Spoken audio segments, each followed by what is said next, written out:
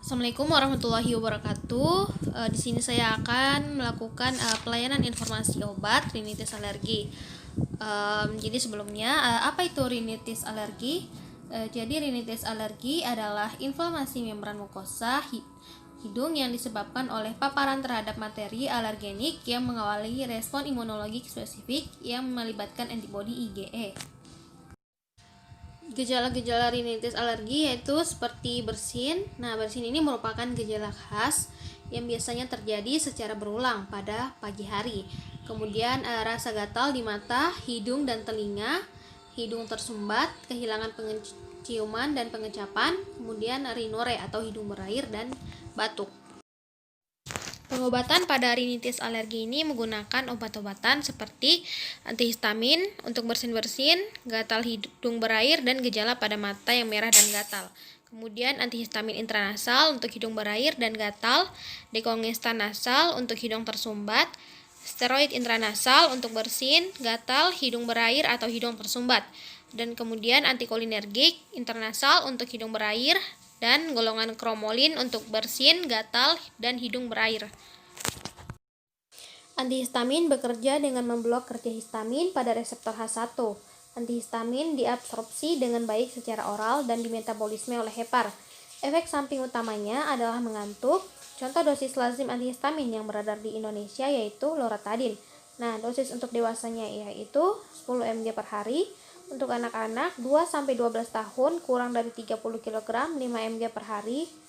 Untuk yang lebih dari 30 kg 10 mg per hari.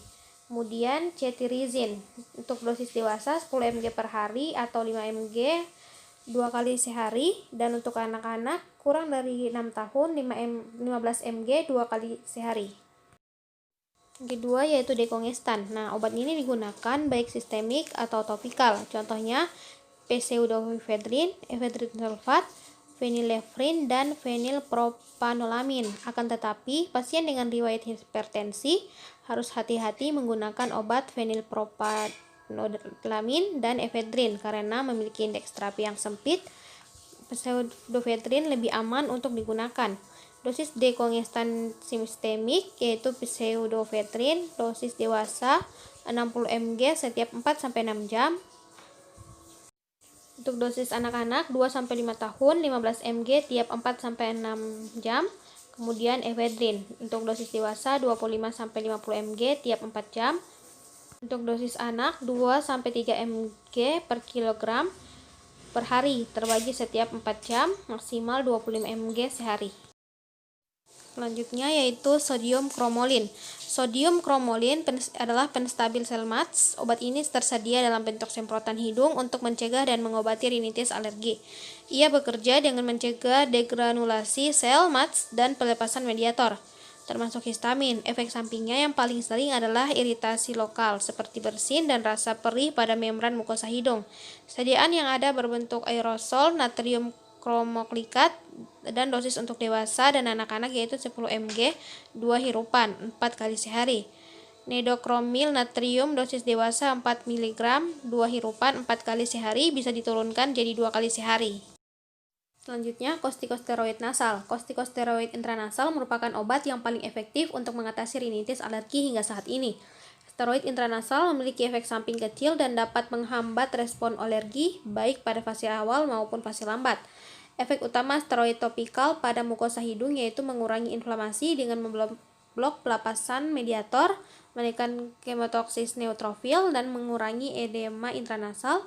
Kemudian efek sampingnya yaitu meliputi bersin, perih pada mukosa hidung, sakit kepala, dan dosis kortikosteroid nasal yaitu untuk dewasa 1 hirupan 42 Ug per lubang hingga 2-4 kali sehari, maksimal 336 Ug per hari. Untuk anak 6-12 tahun 1 hirupan per lubang hidung 3 kali sehari. Pengobatan rinitis alergi pada populasi khusus seperti pada pasien lanjut usia yang rentan terhadap efek antihistamin dan antikolinergik dan dekongestan oral karena berefek pada sistem saraf pusat dan jantung. Jadi obat yang sebaiknya yang digunakan pada pasien lanjut usia yaitu Pilihan antihistamin yang tepat seperti fexofenadin dan loratadin dan biasanya diberikan tanpa pseudoephedrine, dan kemudian ipratropium bromide intranasal. Pengobatan khusus rinitis pada pasien hamil sejauh ini yang paling aman adalah cromolyn secara intranasal. Antihistamin chlorpheniramine juga dapat dipilih karena terbukti cukup aman pada kehamilan. Kategori B untuk kehamilan. Antihistamin lain yang lebih baru yang termasuk kategori B untuk kehamilan adalah loratadin dan cetirizine, sedangkan fexofenadin dan desloratadin masuk ke kategori C. Semua kortikosteroid nasal masuk kategori C, namun di antara semua kortikosteroid, obat pilihan untuk pasien hamil adalah beclomethasone dipropionat karena telah memiliki riwayat keamanan penggunaan yang cukup panjang pada kehamilan.